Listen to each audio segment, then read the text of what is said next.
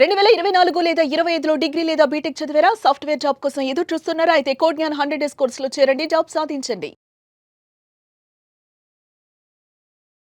So బేసిక్గా inter అవ్వంగానే parents or మీ కిడ్స్ అయినా సరే, మీ కిడ్స్ అనుకోండి, వాళ్ళ ఫ్రెండ్స్ ఎక్కడ జాయిన్ అవుతున్నారు ఇట్లా అనుకుంటారు. పేరెంట్స్ అయితే ఏ యూనివర్సిటీలో జాయిన్ చేయించాలి, ఏ కాలేజీలో జాయిన్ చేయించాలి అన్న థాట్లో ఉంటారు. అవునా?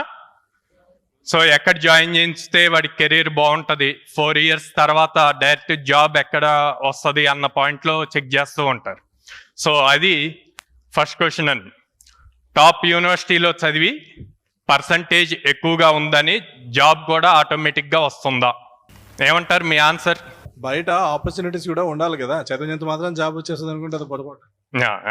అంటే కాలేజ్లో యూనివర్సిటీలో చదివినంత మాత్రాన జాబ్ వస్తుంది అనుకోవటం రాంగ్ అండి. మీరు స్క్రీన్ పైన చూపించిన క్వశ్చన్ 100% కరెక్ట్. పేరెంట్స్ మేము అదే ఆలోచిస్తూ ఉంటాం. Thank you.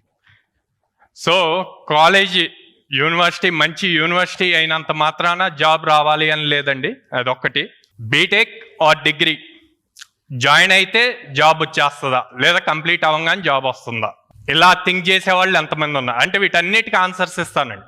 First time salary packages okay, BTech final ఇయర్కి వచ్చారు, మినిమం 6 lakhs 10 lakhs జాబ్ రావాలి అని చెప్పి ఆలోచిస్తారు.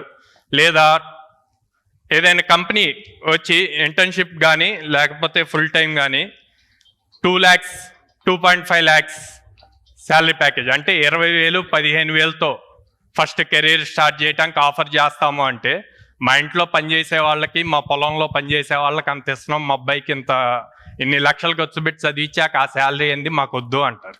అవునా?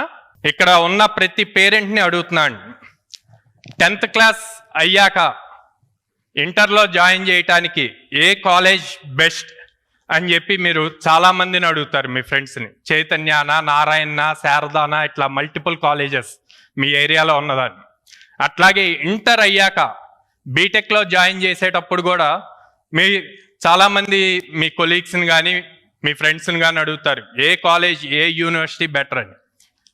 కానీ జాయిన్ చేసిన తర్వాత 4 yearsలో ఎంతమంది కాలేజ్కి వెళ్ళి మా అబ్బాయి ప్రోగ్రెస్ ఏంటి అని చెప్పి అడుగుతున్నారు? అయిపోయింది, అక్కడితో వదిలేస్తున్నారు. తర్వాత బీటెక్ అయ్యాక కూడా ఎవరో చెప్తే ఆ పలానా ఇన్స్టిట్యూట్ బాగుంది అట్లా అంటే వెళ్ళి జాయిన్ చేస్తున్నారు. తర్వాత కూడా మళ్ళీ ఫోకస్ చేస్తున్నారా అంటే ఇంటర్తో అయిపోలేదండి.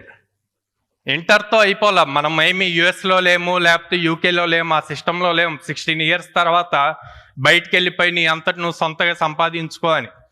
మన కల్చర్ డిఫరెంట్.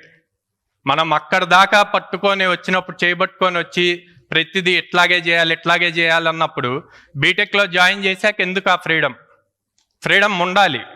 కానీ దాంతోపాటు మీ గైడెన్స్ ఉండాలి, మీరు చెక్ చేస్తూ ఉండాలి.